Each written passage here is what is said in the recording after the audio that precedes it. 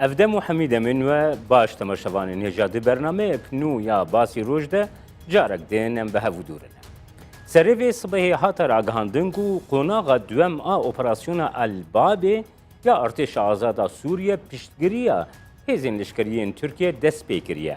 هاته گوتن حتی الباب نکوه دست اف اپراسیون دی بردوام بکن. لآلیه دن اف روش بو ترکیه مترسی داریجی پیدا دکه. لگل پارلمانتری بری AK Parti Ziver Özdemir hem de teverame ya düvem stüdyame ya Ankara'yı ve Bengava Türkiye u Persen Gireydayı ve axıfın. Sıba partiya maf u geşepedani AK Parti u partiya tevgera Nijat Perest MHP peşniyara xwe ji bo destura nû radestî parlamentoya Tirkiye dikin. Ev peşniyara hevbeşt a ku ji alî pîsporan ve wekî li ser bîngeha Nijat Perestî tê binavkirin ji bo Kurdan tê çiwatê. Hest û helbesta Partiya Demokrasiya Gelam HDP çi ye? Van pirsan em dê li gel parlamenterê HDP Profesör Doktor Kadri Yıldırım ji stüdyameyê Ankara'yê bigirin desta. Birêz Yıldırım destpêkê de bi xêrhatine germ bo basî roj û Kurdistan 24. Ez dest bi pirsa xwe jî wisa bikim gelo ev pêngava radestkirina vê pêşniyara destûra nû hûn çawa dinirxînin? بله از جی سپاس دکم هم جواره و هم جی تماشاوانین مین هجاره جبو me جبو پارتیا me جبو HDP nav ne giringe naverok giringe ango deve destura ya ji makezagona nuya ku naha AKP u MHP بآوایەکی اتفاقی دمشینن اگر ev makezagon ji bo pergala serokatiye tê amade kirin ez dixwazim bibêjim ku du heb daxwazên gelên Kurd yên sereke hene eger ev her du daxwaz di vê makezagonê de cih bigirin û ev makezagon van her du daxwaz û mafan garantî bike bila qed di vê makezagona nû de pergala serokatiyê hebe jî ji bo me girîng nîne û maqûl e ku em piştgiriyê jî bidin vê makezagonê û vê pergalê. Ev her du mafên ku ez behs dikim و از دبیجم به نوین چنه اون یک جی پرورده یا به زمان زکماکی آنگو زمان می کردی زکماکی دوی دستورا نو ده دوی ماکزاگونه ده آوائه کی فرمی جه بگره جه داینگهان جه پیش دبستانان حتی بگیجه زانینگهان دوی زمان کردی به زمان پرورده و که زمانه کی زکماکی برز یلدرم لی هر وها وساته گوتن کو MHP هن خطی سور دانینه او خطی سور جی دسته یکم ده فرموله کرنا ناسنامه مافی زمانی زکماکی کن گلکی نهال سر راوستیان او دستلاتا هرمی تی بناف کرن تی گوتن کو MHP وکی او خطی سور بناف کرنه و AK Parti جی ev یک پجراندی. Yani debe ku di nava xwe aşkera nebûye belkî heta çend roj paşê aşkera bibe lê çawa ku perwerdeya bi zimanê zikmakî û mafê statûyê ji bo MHP yan jî ji bo AKP'ya niha xetên sor tên hesibandin ji bo me jî xetê sor tên hesibandin. Ango ew ji bo ku ev her du maf neyên dayîn wekî xetê xwe sor çiğêz dikin em jî ji bo ku bên dayîn em divên ev xetên me yên sorin. Mesela hên jî zimanê Kurdî wekî zimanekî X yan jî zimanekî nenaskirî zimanekî nediyar tê dîtin û tê qebûl kirin. Ez yan jî parlamenterên din yên hevalên min li parlamentoyê dema ku em çend hevokên Kurdî bikartînin êriş dikin ser me her wekî ku me lynç bikin.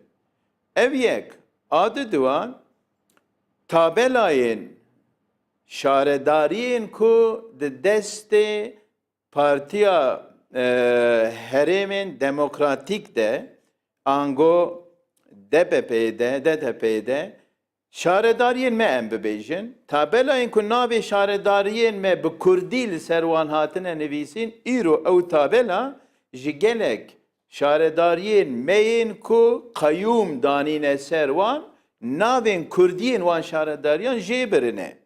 برێز یڵدرم او، وە بابەتێکی دیسا گرنگ ez گرتە dixwazim. دەستا وە گوت ku ger ew babetên mafê zimanê zikmakî, mafê desthilata herêmî, mafê formûlekirina nasnameyî bêdayîn ku serokayetî jî bê ême em ê bipejirînin. Lê di destpêkê de HDP di nokta herî giring de li dijî yani têgeha serokatiyê derket gote Erdogan got em te wekî serok qebûl nakin, evêyekê jî derfet neda wêyekê ku AK Partî ji HDP gelekî dûr bikeve û bikeve vê tewera nijadperestiyan nihade. Niha belê ev xal gelek tê nîqaşkirin û nirxandin lê li gorî baweriya min hinek şaş hatiye fêmkirin, hatiye famkirin. Dema ku me got em dê te nekin serok û AKP jî em dê bi tena serê xwe wê nekin desthilatdar, iqtidar, mebesta me jî ev bû. Eger ku Erdoğan bi tena serê xwe bibe iqtidar partiya wî û ew jî li gorî vê hejmara iqtidarê bi serê xwe karibe makezagoneke nû çê bike, destê Erdoğan û destê AKP dê bihêztir bibe, êdî hewcedarî bi me nebîne û pergaleke makezagonekê li gorî hişmendiya xwe êdî minet nebîne, bêminet li gorî xwe amade bike. Em li hemberî vî tiştî bûn. Belê kekê qedrî rastiyek hebû, realîteyek hebû ke qedrî ku AK Partî bi serê xwe nikarî bû bibe desthilat jî lê di demekî wisa de hestên HDP, helwestên HDP, helwestên wisa bû bi AK Partî re ne koalîsyonek durust kir, heta helwestekî wisa wergirt got ku em te nakin serok yani mebesta we çi ye mirov nizanî lê ji raya giştîrê bi wî şêveyî derkete holê. Yani piştî heftê hezîranê eger ku Erdoğan yan jî AKP bigota ku we em bi serê xwe nekirin iqtidar û we em nekirin serok jî, lê eger ku hûn piştî vê tabloya ku di pey heftê hezîranê ra derket holê, eger ku hûn piştgiriyê bidin pergala serokatiyê û hûn piştgiriyê bidin da ku em bi tena serê xwe bibin iqtidar, em dikarin bi were li ser maseyê müzakereyan pêk bînin ka daxwazên we, şertên we, mercên we çinin ji me re bibêjin, ev daxwaz û şert û mercên we bi awayekî hevsengî ji aliyê raya giştiya Kurdan û Tirkan û gel û baweriyên dinên ku di Tirkiyeyê de dijîn, eger ku ev daxwaz û maf û şert û merc yên qebûlkirinê bin, em bi hev re li ser vana nîqaş û müzakereyan bikin û hûn jî piştgirî bidin iqtidara me û pergala me ya serokatiyê. Wê demê me jî dê şertên xwe, mercê xwe ji wan re bigota û em ê li ser maseyê bahata bahev. Lê ev heye, ez dixwazim binê wê bi awayekî texez çiğêz bikim ku piştî heftê hezîranê jî wekî yek ziman, em bêjin çend heb gotinên wanên qalibkirî henin, hevokên wanên qalibkirî. Çine dibe yek zimanî, yek neteweyî, yek alayî, yek devleti filan u filan, yek u yek u yek. Tamam, yek ala ne pırs gereke, yek devleti jî ne pırs gereke, lê eger ku dev ji hevoka yek zamanî û dev ji hevoka yek neteweyî bernedin ku bernedan piştî heftê Hezîranê jî, êdî em ya jî Kurd bi giştî çawa dê piştgiriyê bidin vê pergalê û çawa dê piştgiriyê bidin iktidara AKP ku bi tena serê xwe bibe iktidar. Her wiha Birêz Yıldırım lê di destpêkê de gava di pêvajoya çareseriyê de bû. AK Parti herdem digot ku me her şêve nijadperestî girtiye bin piya ê me em li dijî nijadperestiyê ne.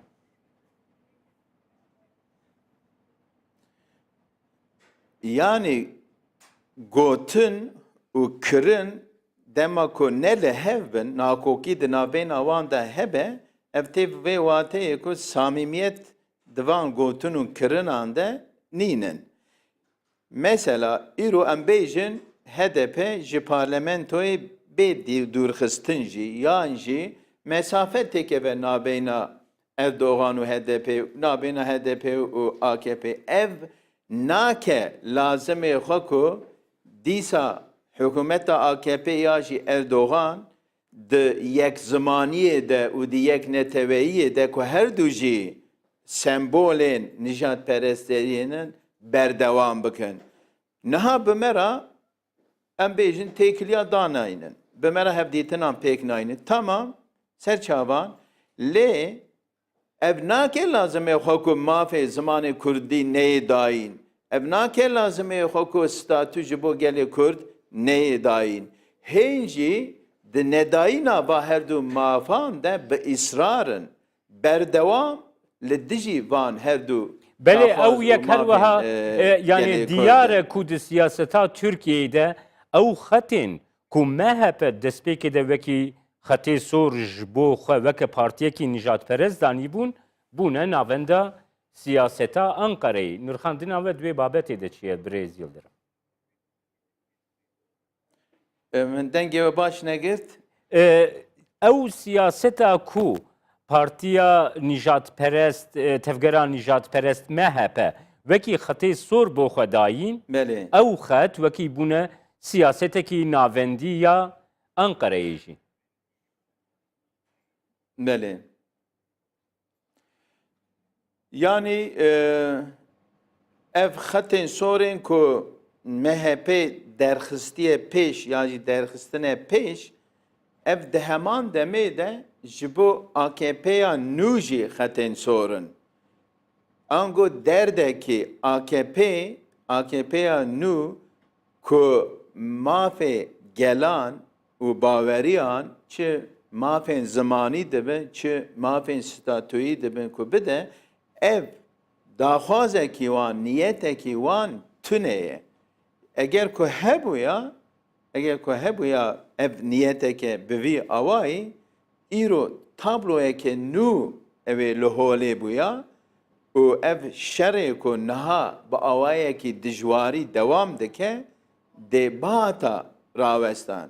Ha ez dixwazim bipirsim gelo ev makezagûna ku ev her du mafên Kurdan têde cî nekirin çi ciyawazî û çi ferqa vê makezagûnê jiya heştê û di duyan a kotetahiya ku ji aliyê General Kenan Evren ve hatibûn pêkanîn ew ê çi ferq di navbêna van her du makezagûna? Belê şîrovevan dibêjin Birêzka divê Yıldırım. Şîrovevan dibêjin ev destûra nû dibe destûra nû ya pazdehê tirmehê ne ku li ser bingeheke rêkeftineke civatî pêk tê. Nirxandina we divê babetê de çi ye? Yani pazdehê tîrmehê tamam em bêjin hewldanekî bû.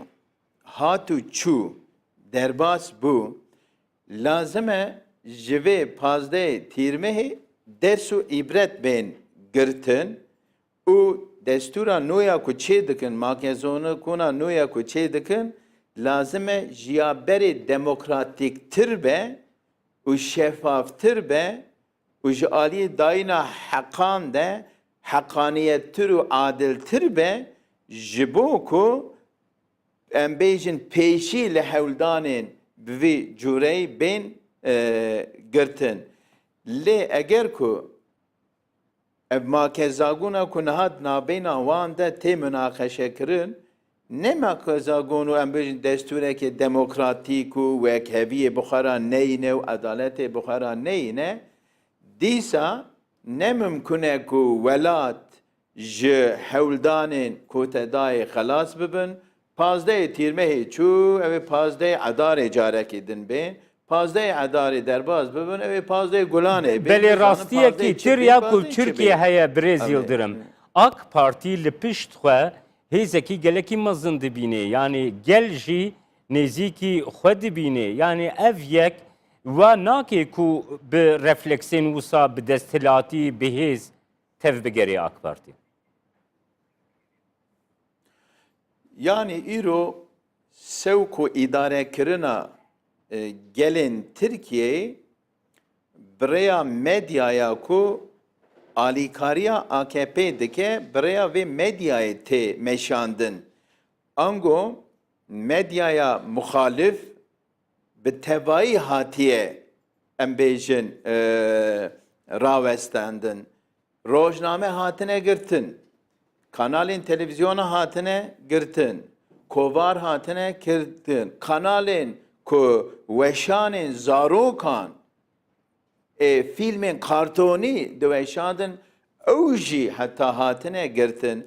Ji xwe girtina van kanalan û rawestandina van rojname û medyayê tê vê wateyê ku raya giştî li gorî daxwaz û hişmendiya xwe sewk û îdare bikin û piştgiriya raya giştî li cem xwe, li ba xwe, li kêleka xwe bibînin. Îro gel li medyayê dinêre, li rojnameyan dinêre, li televizyonan dinêre û li gorî wî awayî helwesta xwe diyar dike. Lê eger ku ne bi vî awayî bûya, bi awayekî azad û serbest çapemenî û medya û kanal û filan, eger ku natana gitin û rawestîn, ez bawer dikim ku ew ê rastî û heqîqet bi awayekî din di medyaya muxalif de jî ew ê bata nîşandan, a wê demê jî eger ku gel em bêjin înisiyatîfa xwe, tercîha xwe, dengên xwe dîsa di lehiyê AKP da û Erdogan da bikarbaniya sesera serçava. Birêz Yıldırım niha cihî min bi xwe di medya Tirkiyeyê de xwend ku şirketekî lêpirsînê anketekê çê dike ji xelkê dipirsê hûn li ser pêşniyara makezakonê pêşniyara destûrê ya AK Partî çi dibêjin? Îstadî heftê û çar xelk dibêje em qebûl dikin bê ku pêşniyarekî wisa derketibê. Yani rewşekî wisa ecêbmayînê ku derketiye holê heye. Yani ev rêje li gorê min dema ku em deng û rayên giştiyên AKP û MHP û qismekî mezin jî ji CHP bidin ser hev, ji xwe ev rêje de dikeve holê. Lê ev nayê vê wateyê ku bi vê rêjeyê dema ku destûra nû ya jî makezagûna nû bê amadekirin, ev nayê vê wateyê ku dê makezonegûnekî baş be, demokratîk be, adîl be, dîsa ji sedî em bêjin heftê bêjê erê jî bê ku haya wan ji navaroka vê makezagonê hebe. Yani ev şirketên ku hûn dibêjin ya jî şirketa ku hûn dibêjin gelo navaroka vê makezagonê kengê bi raya giştîre parve kiriye. Ji raya giştîre kengê gotiye ku divê makezagonê da ke qedrî her wiha li Bakurê Kurdistanê li Bakurê Kurdistanê beramberî siyaseta HDP û her wiha beramberî siyaseta DBP jî hin rexne hene. Ew rexne bi taybetî di helwesta siyaseta girêdayî xendekan, teqînên di nav bajaran de û her wiha qurbanîdana xelkê sivîl de zêdetir tê ziman. Hûn dikarin duê babetê de çend gotinan ji me re? Belê ez dikarim bibêjim yanî îro di nava her partiyê de mümkün e ku şaşîtî çê bibin û di nava HDP de jî şaşîtî mümkün e ku çê bibin û çêbûnê jî ji nav pê ve jî dibe ku çê bibin. Lê ev şaşîtî rasta rast wek siyasetekî HDP nîne. Li gorî qenaeta raya giştî jî ev xendek jî û têkçûna pêvajoya aştî û çareseriyê jî bi îtîfaqa hêzên kûr û tarî yên nava dewletê û yên nava siyaseta Kurdî. Belê. Çi dibe bila ve navê vê siyaseta Kurdî? Bi îtîfaqa hêzên kûr û tarîyên her du aliyan çêbû. Yani ne xwedî aqlê selîmê siyaseta Kurdî ne jî xwedî aqlê selîmê em bêjin AKP û devletê ne alîkarê xerabûna vê pêvajoyê bûn. Ev xendexê ku tê gotin li ber çavê dewletê hatin kolandin. Li ber çavê waliyan û kaymakaman û nizanim birêveberên dewletê hatin kolandin. Tu rojekî negotin ku ev çi meseleyê, ev çi ye hûn dikolin. Ev jî tê vê wateyê ku dîsa ez dixwazim dubare bikim, ji bo ku pêvajo xerab bibe, hinek birêveberên dewletê jî çavê xwe gitin, heta ez dikarim bibêjim teşwîq kirin, ewlê sor kirin. Eger ku ne bi vî awayî bûya, îro îstîxbarata hemî dewletên dinyayê jî û îstîxbarata Tirkiyeyê jî qe mümkün e ku lê hay nebe, xeberdar nebe ku li ber çavê wî tiştên bi eşkerayî tên kirin, em bêjin xendek tên kolan, nizanim çi dibe û çi na. Bila di wê demê de dengê xwe bikira. Bila wê demê de bigota ku ev çi ye tê kirin, lê ev nehat gotin, nehat kirin. Ev tê vê wateyê ku di nava siyaseta AKP da jî, di nava dewletê de jî û ez binê wê xêz dikim, di nava siyaseta Kurdî de jî ê ku ya ê tarî qes dikim, ne xwedî aqlê selîm, xwestin ev pêvajo têk biçe û mixabin têk çû. Birêz Yıldırım. Kolana va xendekan, Belê. kolana va xendekan ne dikir lazimê xwe ku yanî şaşîtiyeke nake lazimê xwe ku şaşîtiyeke mestir ji wê şaşîtiyê ji aliyê dewletê ve pêk vê.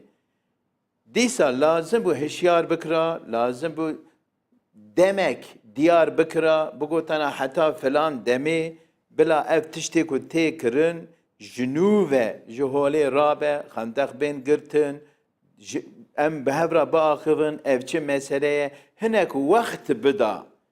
Birêz Yıldırım siyaseta piştî filan siyaseta bi şêweyê em ewleyiyê xwe nêzîkkirina tevgera doza Kurd û her wiha siyaseta tund û tujiyê nehatiye fêmkirin ku tu cara çareserî di çareserkirina pirsa Kurd de nebûye.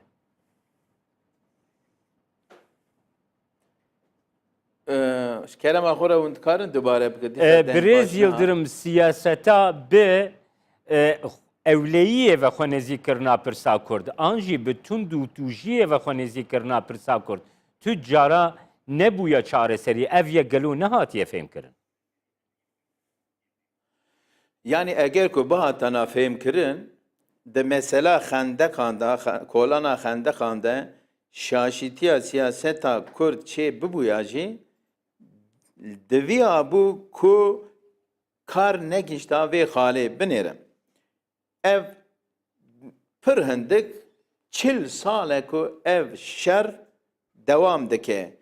Divî 40 salî de bi 10,000 em bêjin 50,000 insan hatin kuştin. Asker û polîs hatin kuştin. Gerîla hatin kuştin. eğer ku divê nêzîkbûna pirsgirêka Kurdî de em bêjin helwesta tundî û ewlehî dewam bike, heta 5 sal paşê jî ev pirsgirêk nayê çareserkirin. Belê. Ew ê 50,000 insanên din jî bên kuştin. Belê. Lewra ez dixwazim bal bikişînim ser vê xalê, ez li herêmê me, ez parlamenterê herêmê me. Ez hem bûme şahidê cenazeyên polîs û eskeran jî, ez bûme şahidê cenazeyên gerîla jî binêrin. Dema ku eskerek ya jî polîsek tê kuştin, diya wî, bavê wî, xwişka wî, em bêjin bira wî herkî be.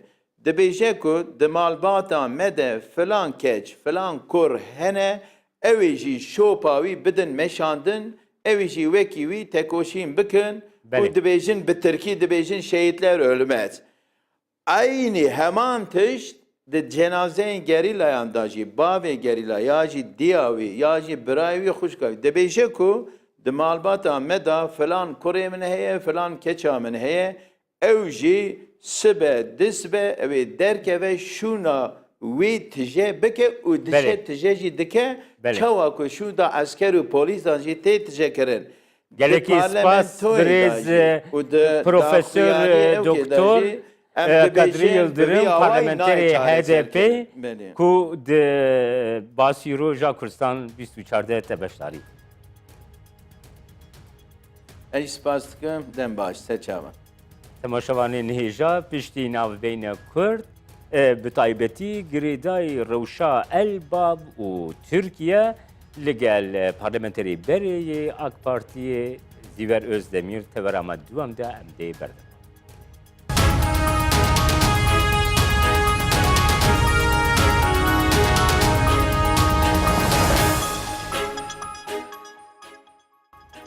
Carek din silav temaşevanên hêja bi teverama ya duem ya basî roj em berdewam dikin.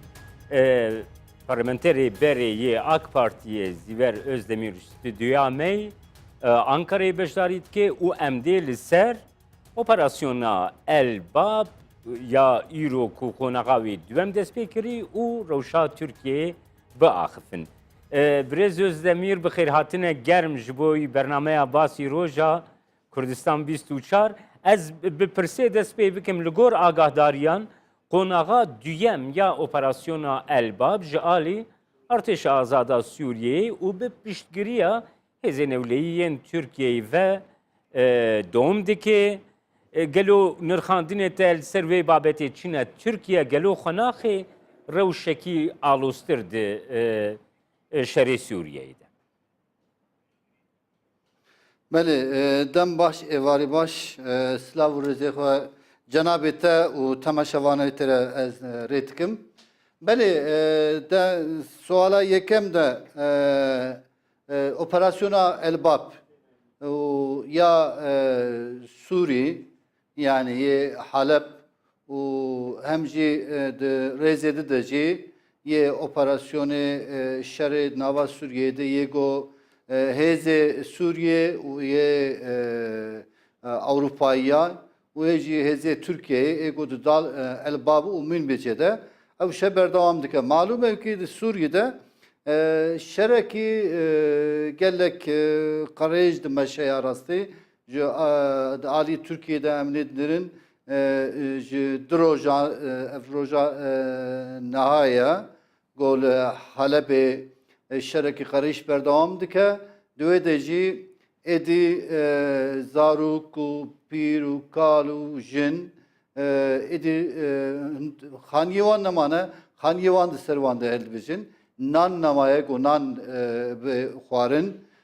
Av tune got av vexwin, ilacek tune got ji birîndara re, ji nexweşiya re tu ew bike. Di Tirkiyeyê de jî îro kampanyeke hem yek gelê sivîl yani yê hikûmet yê devleta Tirkiyeyê alîkariya got dike ew ya cuda tiştekî de. Bez de gelê sivîl de hem sivîl toplum hem gelê wê sendîkayê wê gelek ev roj ew kampanya alîkariya ji bo gelê Helepê Sûrî hem ilaç hem ji bo برندارا و هم جی وقت تشتی کو insani yani nafa jibo xwarindinê û ar rêkin kampanya kamazın di Türkiye'de speaker. De Elbap de dwê şerê Elbap da û Menbîş de dûr da dixwazin xwastineke got şer bi Daeş tenê re neyê kirin evkê. Rasta her şer aliyek Daeş e. Tül Amerika jî nêre di siyasetvana wê de jî di şerê wê de jî Daeş e. Yê got pêre şer dikin, mücadele dikin. Türkiye nêre Türkiye jî şerê Daeş dike. Belê. Gelê Sûriye gava gotin hikûmeta Sûriye jî nêre devleta hikûmeta wê jî şer bi Daeşê re guya dike. Belekek zîver elbab bûye girêkekî peyedê- mezin, girêkekî gelekî tevliyev. Biqasî ez bi erebî zanim elbab ango mana derî. û herkes dixwaze kilîda wî derî Belê. di destê wê de bê.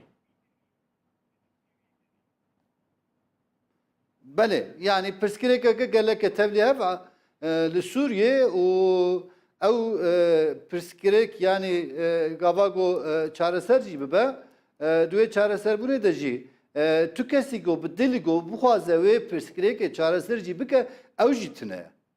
Yani ya di siyaset ve de gava got mır temaşa dike lê de ki tevlihev e rasta alik Avrupî de Rusya'ya, Suriye'ye, Türkiye'ye gelê Suriye'ye yego ali PYD ew hene ama teva de jî tu nêre ew kê ji bo govê pirsgirêkê çareser bikin tune. Ew pirsgirêk daha mezinttir dibe. Ew pirsgirêk insanê masûm li wê derê wan perîşan dike ve insana her rojê bi sada insan maalesef li wê derê tê kuştin ew kêl vede. Birêz Özdemir li gor hin agahdariên ku derketî holê tê gotin ku Türkiye pêşniyara heta Elbab pêşniyar kiriye ku ew bibe herêmekî ewle.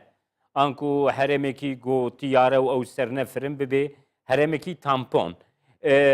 Rusya jî heta cihekî ew ye qebûl kiriye lê Tehran û Şam li dijî derketine. Gelo دوێ babetê de tu nirxandinên got em ji te bikaribin were bigirin hene. Belê di şerê Sûriyê de roja yekemîn de got ev şer dest pê kiriye heta ev roj daxistina Tirkiyeyê ev e got heremeke li wê derê tampon çêke. Yani ji bo got gelê Sûriye paneber nebin Avrupa, deriye Avrupa, deriye Türkiye û yê devletê tevê dora Sûriye tevî jî ji bo ew insan göçber nebin di ser axa xwe cîkî emîn got hebe em karibin bikin Türkiye siyaseta wê de di nava civînê hem de Yekîtiya di Birleşmiş Milletlerê de jî hem jî Yekîtiya Avrupa de jî hem jî di her münasebetê di nava cîhanê de got kirine yekemîn daxwastina Türkiye, hikûmeta Türkiye'ye ew bû. Dixwest got di nava Sûriye'de erdeke emîn, erdeke got insanê wê derê li wê derê rehat cîwan vê çêkirin û jiyana xwe li wê derê berdewam bikin. Di beramberî vê de dijî vê de kî heta ev roj ew raya hebûnê nedaye gava got em dinêrin bes Bağda û Şam nexwedî xeberdanîne. Yani rasta dûr de wek diheb devlet hene ama îro hem Bağda jî hem Şam jî maalesef hikûmetê wan, serokê wan, serokvezîrê wan gava got tu dinêre tu temaşe dike her yekî talîmatekê ji cîkê di distîne. Yek ji Rusya distîne, yek ji Amerîka distîne. Yani gava got ew Şam û Bağda dijî vena gava got derketin manya wê ev e kî Amerîka û Rusya veya naxwazin. Tê gotin ku Tehran û Şam ev yek nexwestine birêz Özdemir. Tehran. Belê, Tehran jî di nav vê evkê de heye. Di nav vê kompozisyonê de Tehran jî ciyek, Tehran jî heye elbette yani evkî. Me sual me galet me girtibû serî de Tehran jî nav vê îşî de ye. Tehran jî safekî anha her çiqas yani dema dibêjiniya Türkiye soğuk dönem yani ev münasebeta siyaseta go sarmaye go berê cemidîn bêjim Kurdiyam tam nezîvran bibûre duê demê de dünya du kutup bûn yani kutubek yek Sovyet di pêşkeşiya Sovyet'te yê duê di pêşkeşiyetiya Amerika'da bûn. Anha dîsa aynı duevke ew de berdewama. Yani rasta di notî de ji heşteyê dest pê kir ew dem ji holê rabû vek münasebetê got dünyayê daha bû vek bû tek yek kutup yani ew jî wek Amerika serokatiya pêşketiya Amerika'da dünya xuya kir ama anha dîsa dünya ke du kutup e divê kutubê de jî çawa Rusya em behsa wê dikin İran jî Tehran jî di navê formülasyonê de cî digire. Kek zîver hin gotin henatê gotin ku di mesela Helebê de di yani pêvajoya têkiliyên xwe li gel Moskowayê de Ankara piştgiriya xwe ji bo Helebê vekşandiye ji muxalîfan yani ango Heleb pêşkeşî Rusya û rejîmê kiriye. Gelo rastiya vê yekê çend e? Sual bibûre tam negirt. Kek zîvertê gotin di çerçeveya berjebendiyên xwe stratejîk de Türkiye li gel Rusyayê yani divê çerçeveyê de di çerçeveya berjebendiyê xwe li gel Rusyayê de ji Helebê piştgiriya xwe vekşandiye Türkiye ji ber vê yekê Heleb bi temamî teslîmî Rusya û rejîma Sûriyeyê hatî kirin. Gelo rastiya vê yekê çend e?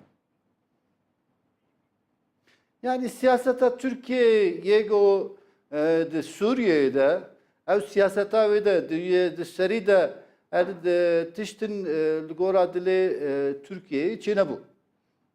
Dur da duye münasebete de yani gelek de Türkiye'de ev siyaset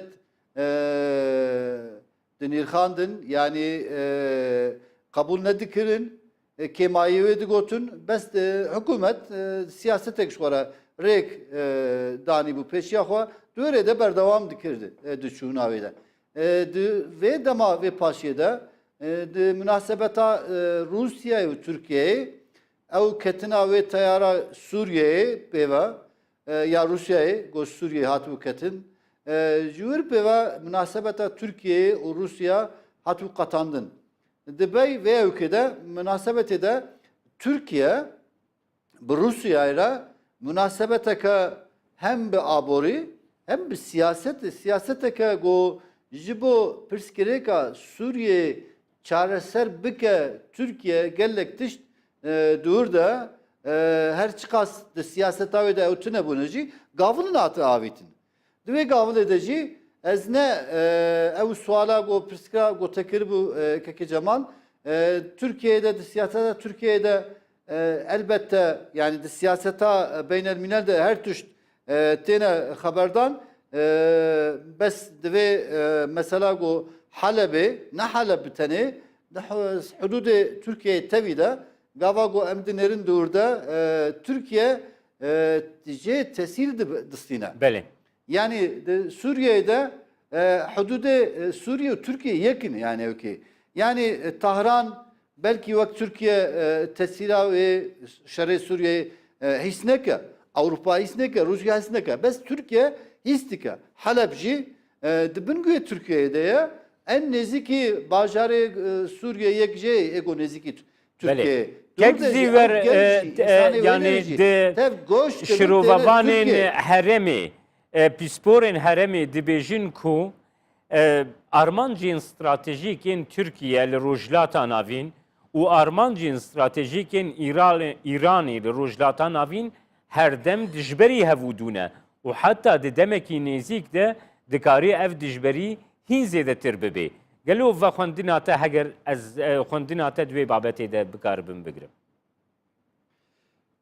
Yani rojlata navi de siyaset anha siyasete dünyaydı rojlata navi de ya. Yani ulu diyar bu ne Türkiye o yani Ankara u Tahran Armanca kavani nav rojlata navi de siyaseteke wan hesabekî wan elbette wê hebe. Ev ya normal e, gayet tabiye, tişkî tabiye ki de Türkiye'de de rojhilata navî de hesabê siyasetê Türkiye berê Türkiye heta niha li Ewropa bû. Êdî jî li Ewropaya. Her çiqas problemek hinek pirsgirêkên wan jî çêbibin jî dîsa berê Türkiye'ye ne rojhilatê rojhilata naviye li Ewropayê. Bele. Divê siyasetê de jî ama berê wê Ewropa'da di nav rojhilata navî de jî çi dibe çêok dibe ji her tiştî jî tesîr dide Türkiye'ye. Ew zaxt têr ser Türkiye'ye. Gelê rojhilata navî bi şiklekî her yekî münasebeteke wan û bi Türkiye'ye bevdîye. Yani her tu çiqas bêje bakaya Osmanlı jî tukare bêje. Tukare bêje ki di nava Türkiye'de yapyaka kozmopolit heye. Yani Kürdana, Arapana, Asurana, velhasılı Farisana her gelide insanana münasebeteke wê ya bakaya Osmanlı go bareki dayeser milli Türkiye'ye heye. Divê wekê de armanceka Türkiye li ser rojhilata navî hesabekî Türkiye mutlaka wê hebe. Di siyasetê de jî ev tişt normal têr kirin, tabii tên diyar kirin. Tahran jî Tahran diyara beliye yani tu em zav Durciye hüknekin hemen Kürdistan'a may heremê jî gelek dünlere Armancê Tahran hesabekî Tahran siyaseteke Tahran heye li wê derê helale li ser got Bağda li ser yönetima Bağdayê anha maalesef her çiqas em bêjin ki em naxwazin bahs jî bikin bîne ziman jî ve mesela mezhepê jî duê alî de jî biçekî daha meyiltir li ser hikûmeta Bağda û daha xeberdana wê siyaseta Tahran Belê. daha etkin eser yani. Kekisî wer her wiha li Iraqê operasyona Musulê rê vediçe hêzên pêşmerge bi awayekî gelekî çalak bi awayekî gelekî mezin beşdarî vê operasyonê bûn lê axaftin zêdetir li Başûrê Kurdistanê li ser piştî operasyona Musulê tê kirin û tê gotin ku piştî operasyona Musulê gelekî mümkün e ku pêvajoya serxwebûna Başûrê Kurdistanê werê rojevê.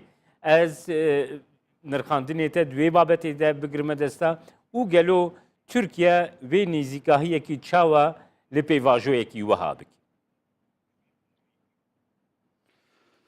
Yani hezi peşmerga rasta û qehremantiya peşmergeyê em vê derê em jî temaşe dikin li operasyona Musulê de li operasyona Musulê de Daeş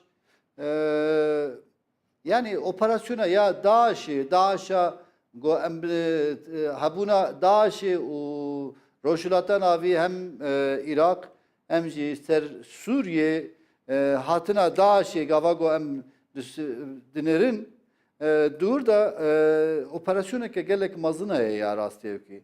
Yani dinav rojhilata navî de belki ew bahara araba digotun de yekemin de go dest pê kir divê ewkê de ev hêjî divê berdawama wê ev şiklekî. Çi ye? Divê ewkê de divê hêzê de Daeş di şevekê de Musul bajarek weke Musul stand. Çawa çêbû bi çi kîjan çeka silah hat standin çawa gelê Musulê tev teslîmê bicarekê re ji te re bêjim ew leşkerê orduya Iraqê din Musulê de ki cephanetiye wan zaf bûn û alîkariya Amerîka ser orduya Amerîka Iraqê gelek bû. Çawa teslîm bû ev ya gereke va suala mirov bersiveke wan bêdin. Hêzê pêşmerge anha li ser operasyona Musulê de mecburen ew jî di hududê hem Musul gelek ego girêdayî li ser Musulê jî hem gundin hem beldeyê go Kürt tê de jiyana xwe berdewam dikine ne û Musul hududê yani ne sınır ne hudud Em karın bejin Kurdistan'a yani evci Musul'a ki. بله Yani dve ülkede hezi peşmerga dve operasyonu da cigirtine. Ha dpay operasyona Musul'da jibo serxobuna ke Kurdistan. Yani her daim ev şansı Kurdistan heye ev hakkaya geli Kurdistan gavago dil bikin karar bistinin elbette ki ev yetki desteği yani tıpay heze ve operasyona Musul'e go bertaraf mı be? Kurdistan, Irak ne be Gülistanlık yani te yarası ditine kemri lutine golu emzav çave ki bejin ki tamam operasyon ve operasyonu peveci evdur ve halas be ve huzur vere, sükunet vere, fitne fesat ve cehole rabe tişkilo ez nabinim yarası ki fazla go buna yani tişteki cudaya ve dere heze peşmerga jibo aha Kurdistan'ı go müdafaa bikin ve dere ki nava jiyana haber devam bikin ama de Musul'a operasyona Musul'e peve gelek operasyonu dijiye berdevam bikin بله ev pirskrek drojelata navi de devam bikin kek Cemal بله çünkü hesap heci edi hene بله Hesap gereki Musul'e spas xalas Brez Ziver Özdemir ku ji stüdyamay Ankara'yı te beşdari kiri u serva babatin girin gumak sekeri meditnate. eval başlar çağıra. تماشوان هجاب وی آوایم هاتن داویا برنامه ایرویا باسی روش حتی برنامه یک دن آباسی روش هر شاد